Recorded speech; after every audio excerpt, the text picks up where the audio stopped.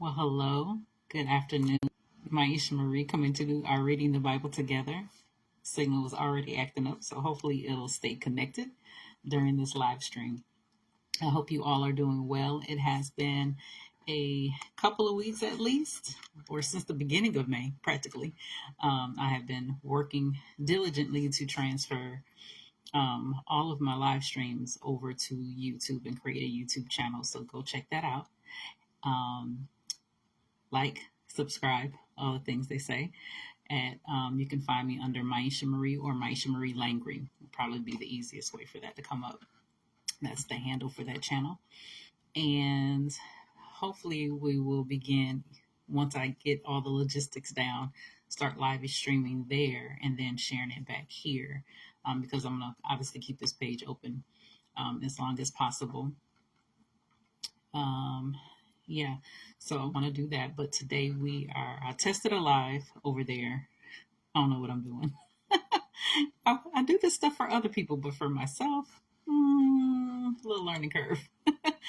But we're going to be reading 2 Samuel chapter 19 and chapter 20 today. We are picking up where we left off, and we're almost done. I think by Thursday we should be complete with this book, and then back over. I believe we'll be back over in the New Testament again. So we're going to go ahead and get started. 2 Samuel chapter 19, New Living Translation. Word soon reached Joab that the king was weeping and mourning for Absalom.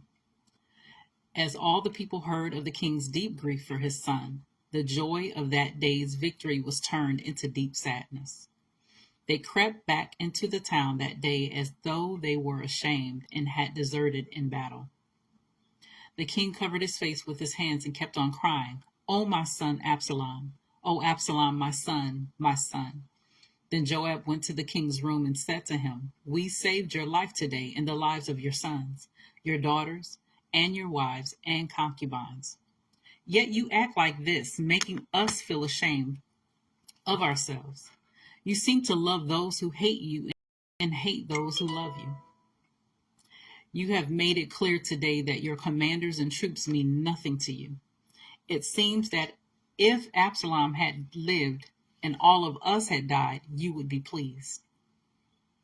Now go out there and congratulate your troops, for I swear by the Lord that if you don't go out, not a single one of them will remain here tonight. Then you will be worse off than ever before." So the king went out and took his seat at the town gate. And as the news spread throughout the town that he was there, everyone went to him.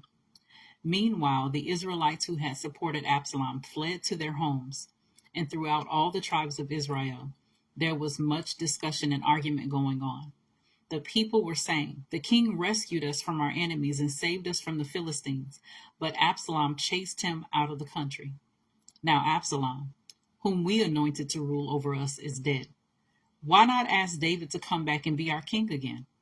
Then King David sent Zadok and Abiathar, the priests, to say to the elders of Judah, "Why are you the last ones to welcome back the king into his palace?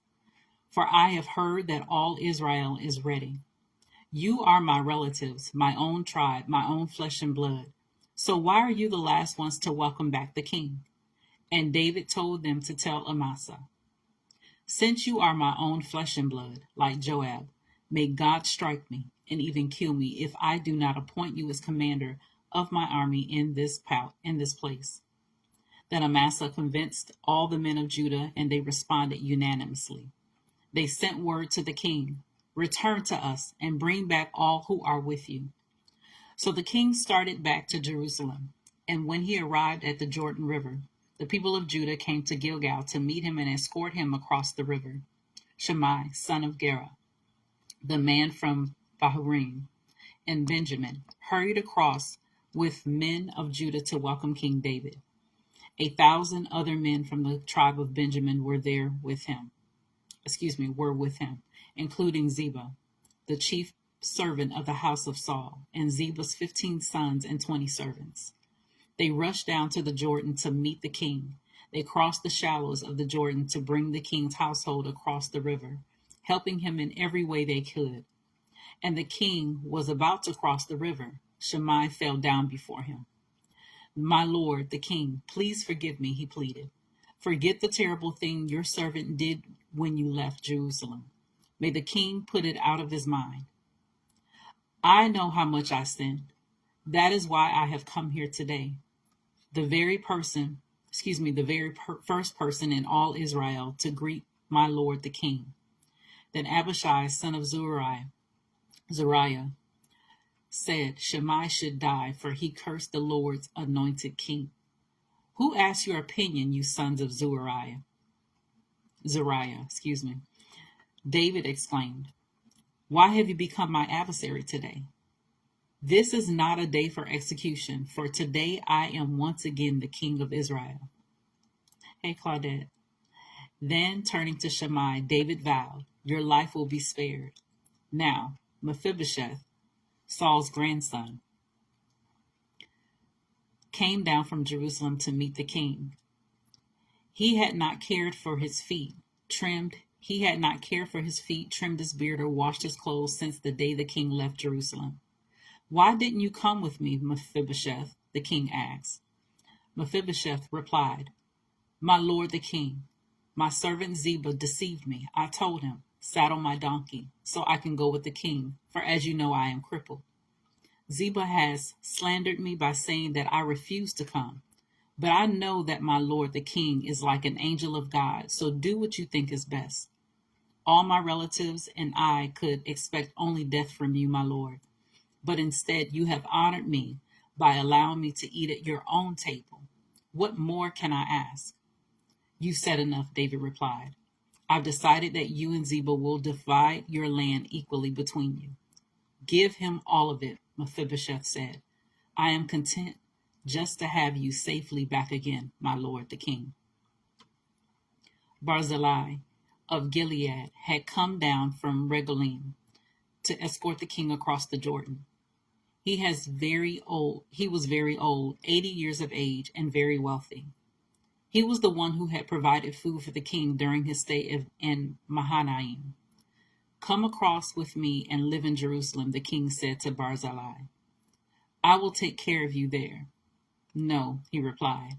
I am far too old to go with the king to Jerusalem.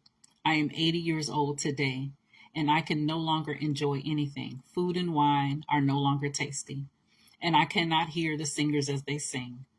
I would only be a burden to my lord the king. Just to go across the Jordan River with the king is all the honor I need. Then let me return again to die in my own town, where my father and mother are buried. But here is your servant, my son Kimham. Let him go with my lord the king and receive whatever you want to give him. Good, the king agreed. Kimham will go with me, and I will help him in any way you would like, and I will do for you anything you want. So all the people crossed the Jordan with the king. After David had blessed Barzillai and kissed him, Barzillai returned to his own home. The king then crossed over to Gilgal, taking Kimham with him. All the troops of Judah and half the troops of Israel escorted the king on his way. But all the men of Israel complained to the king. The men of Judah stole the king and didn't give us the honor of helping take you, your household, and all your men across the Jordan. The men of Judah replied, the king is one of our own kinsmen. Why should this make you angry? We haven't eaten any of the king's food or received any special favors. But there are 10 tribes in Israel, the others replied, so we have 10 times as much right to the king as you do. What right do you have to treat us with such contempt? Weren't we the first to speak of bringing him back to be our king again? The argument continued back and forth, and the men of Judah spoke even more harshly than the men of Israel. So that's the end of 2 Samuel chapter 19, and now we're going to go ahead and read 2 Samuel chapter 20. There happened to be a troublemaker there named Sheba, son of Bichri, a man from the tribe of Benjamin. Sheba blew a ram's horn and began to chant, "Down with the dynasty of David. We have no interest in the son of Jesse. Come on, you men of Israel, back to your homes." So all the men of Israel deserted David and followed Sheba, son of Bichri. But the men of Judah stayed with their king and escorted him from the Jordan River to Jerusalem. When David came to his palace in Jerusalem, he took the 10 concubines he had left to look after the palace and placed them in seclusion. Their needs were provided for, but he no longer slept with them. So each of them lived like a widow until she died. Then the king told Amasa, "Mobilize the army of Judah within 3 days and report back at that time." So Amasa went out to notify Judah, but it took him longer than the time he had been given. Then David said to Abishai, "Sheba, son of Bichri, is going to hurt us more than Absalom did. Quick, take my troops and chase after him before he gets into a fortified town where we can't reach him." So Abishai and Joab, together with the king's bodyguard and all the mighty warriors, set out from Jerusalem to go after Sheba. As they arrived at the great stone in Gibeon, Amasa met them. My notices are trying to cut me off. As they arrived at the great stone in Gibeon, Amasa met them.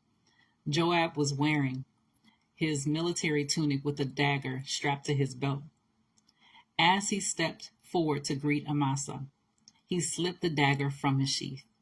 "How are you, my cousin?" Joab said, and took him by the beard with his right hand as though to kiss him. Amasa didn't notice the dagger in his left hand, and Joab stabbed him in the stomach with it so that his insides gushed out onto the ground. Joab did not need to strike again, and Amasa soon died. Joab and his brother Abishai left him lying there and continued after Sheba. One of Joab's young men shouted to Amasa's troops, "If you are for Joab and David, come and follow Joab."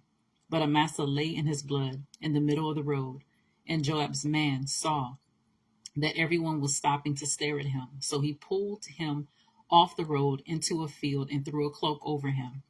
With Amasa's body out of the way, everyone went on with Joab to capture Sheba, son of Bichri.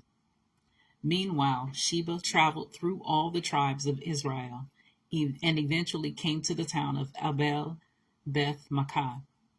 And all the members of his own clan, the Bichrites, assembled for battle and followed him into the town.